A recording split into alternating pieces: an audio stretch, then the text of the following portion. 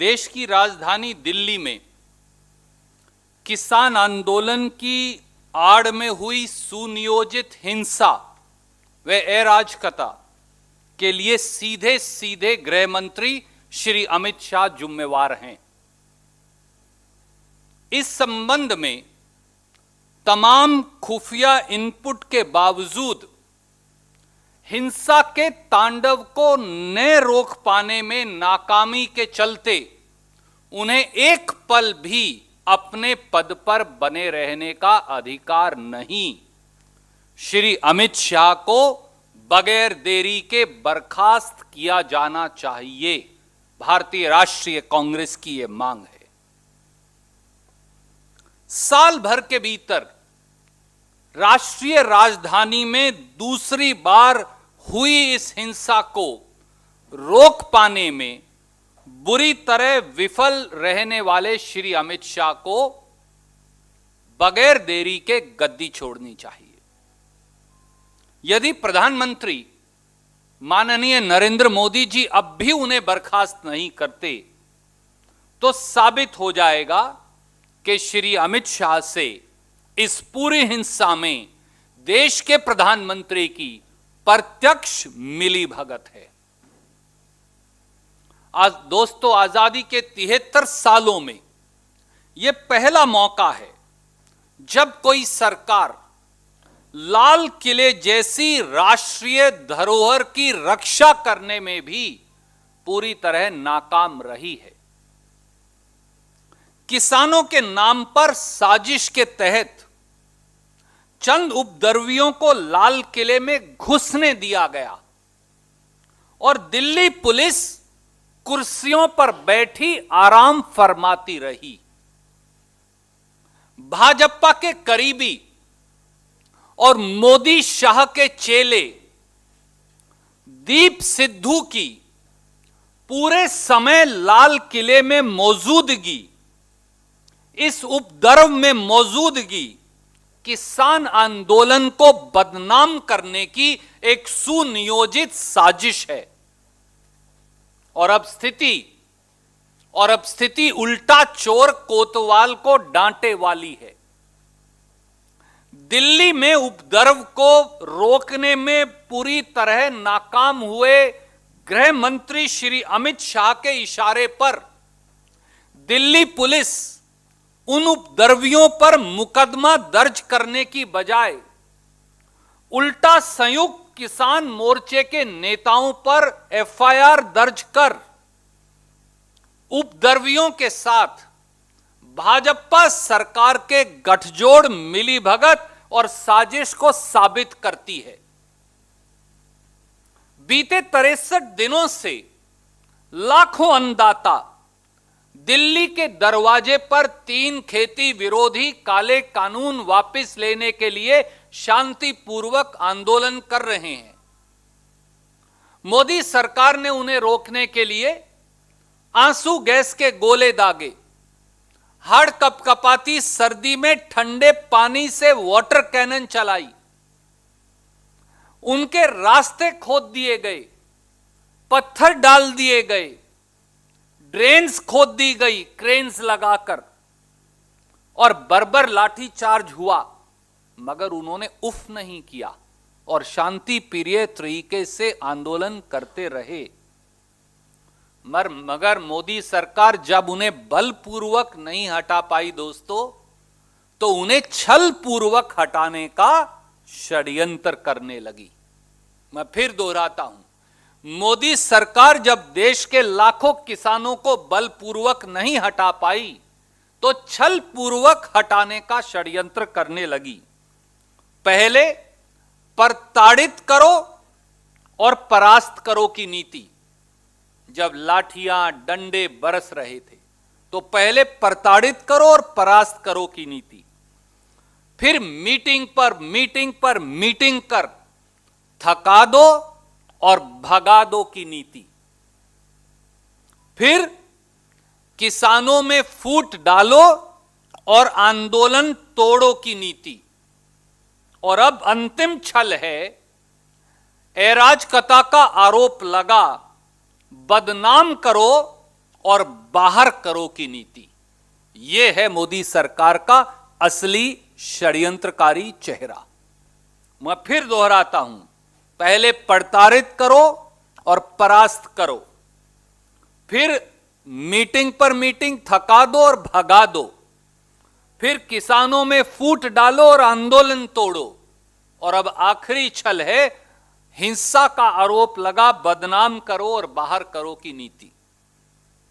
साथियों, मैं आपके समक्ष 6-7 बिंदु रखना चाहता हूं देश के समक्ष। सवाल यह है कि जो किसान 63 दिनों से शांतिपूर्ण आंदोलन कर रहे थे, अचानक से ऐसा क्या हुआ कि वो बिफर गए? दूसरा बिंदु, अगर सरकार 10 दौर की बातचीत करने का ड्रामा करे, किसानों की समस्याओं के समाधान की बजाय व्यवधान करे और किसान आंदोलन को बदनाम करने पर जोर रखे, तो सरकार की साजिश क्या साफ नहीं? तीसरा बिंदु, सीधा सा सवाल यह है कि 30, 40, 50 ट्रैक्टर लेकर उपद्रवी लाल किले में कैसे घुस गए? चौथा बिंदु, यह किसकी असफलता है अमित शाह जी? इसका जिम्मेवार कौन है? पांचवां बिंदु, लाल किला तो हमारी आजादी का प्रतीक है। कांग्रेस के लाखों रणबांकुरों ने कुर्बानी दी और जेल काटी इसी तिरंगे के लिए। देश के किसान और गरीब के लिए लाल किला और तिरंगा सर्वमान्य है। तो 500-700 हिंसक तत्व लाल किले में कैसे घुस सकते हैं? जो दीप सिद्धू प्रधानमंत्री मोदी और अमित शाह के साथ फोटो खिंचवाकर बैठक साझा करता है, उसे और उसके समर्थकों को लाल किले तक जाने की अनुमति किसने दी?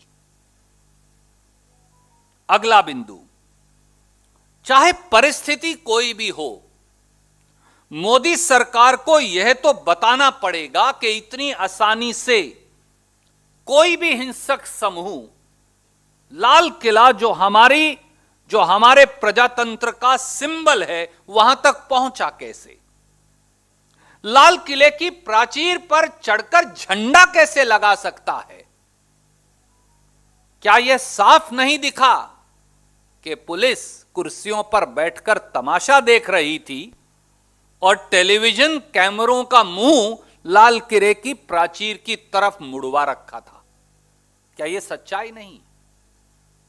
अगला बिंदु, किसानों के मुताबिक कल तक 178 किसान इस आंदोलन में दम तोड़ गए। किसानों को हिंसा ही करनी होती तो लाखों किसान 63 दिन से हाड़ कंपकपाती सर्दी में दिल्ली की सीमा पर शांतिप्रिय तरीके से सत्याग्रह कर न्याय की गुहार क्यों लगा रहे हैं? ये तो पहले दिन हो सकता था। अगला बिंदु, कल से सारे न्यूज चैनलों ने किसान नेताओं और दूसरे लोगों से तो बहुत सारे सवाल पूछे, पर क्या किसी ने गृह मंत्री अमित शाह से इन घटनाओं की जिम्मेदारी लेने के लिए भी कहा? मुझे मालूम है सर, आपने कहा। मैं मेजॉरिटी की बात कर रहा हूं। अगला बिंदु, क्या हिंसा का वातावरण बना यह सब किसान आंदोलन को बदनाम करने की मोदी सरकार की साजिश नहीं? क्या यह दिल्ली दंगों, शाहीन बाग, सीएए विरोधी प्रदर्शनकारियों, जवाहरलाल नेहरू यूनिवर्सिटी और दिल्ली यूनिवर्सिटी के छात्रों वाले प्रकरण की पुनर्वृत्ति नहीं? अगला बिंदु, क्या मोदी सरकार, श्री अमित शाह और प्रशासन की कोई जिम्मेवारी नहीं? किसान आंदोलन में अगर कोई हिंसक तत्व षड्यंत्रकारी मंसूबे से घुस गए थे और वो उसके बारे में 24 घंटे से कह रहे थे, तो गुप्तचर एजेंसियों से लेकर, इंटेलिजेंस एजेंसियों से लेकर देश का गृह मंत्रालय क्या कर रहा था?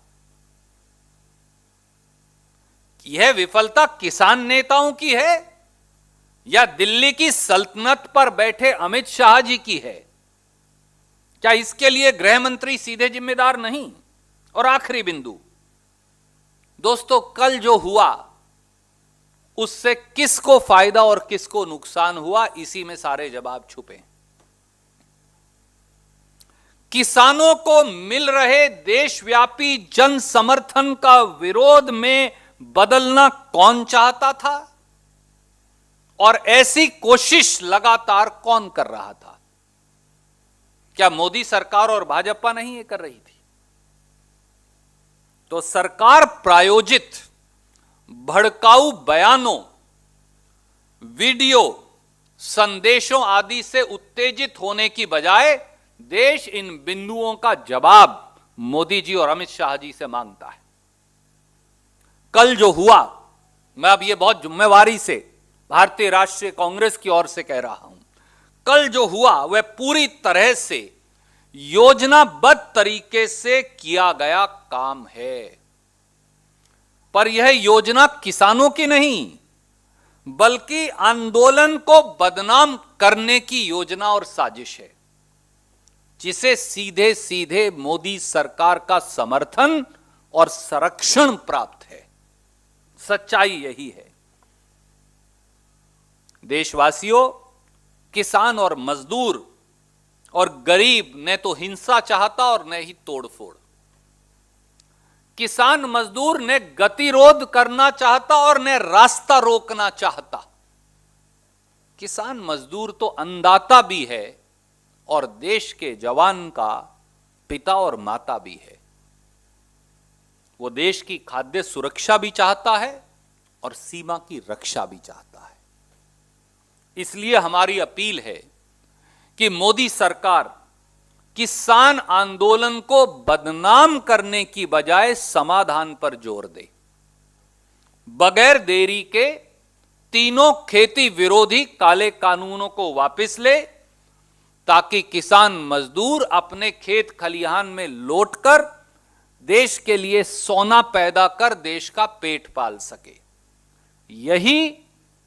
यही राजधर्म है, यही राष्ट्रभक्ति है और यही राष्ट्र प्रेम भी है। आप कोई प्रश्न पूछना चाहें तो स्वागत है।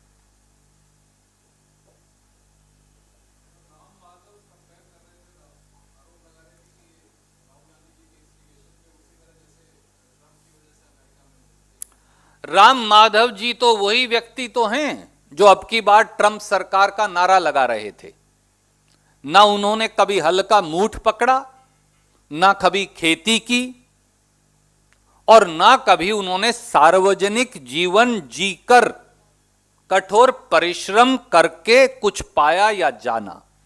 इसलिए इस प्रकार के अवांछित तत्वों के अवांछित बयानों पर आप ध्यान ना दें, ये मेरी आपसे अपील है।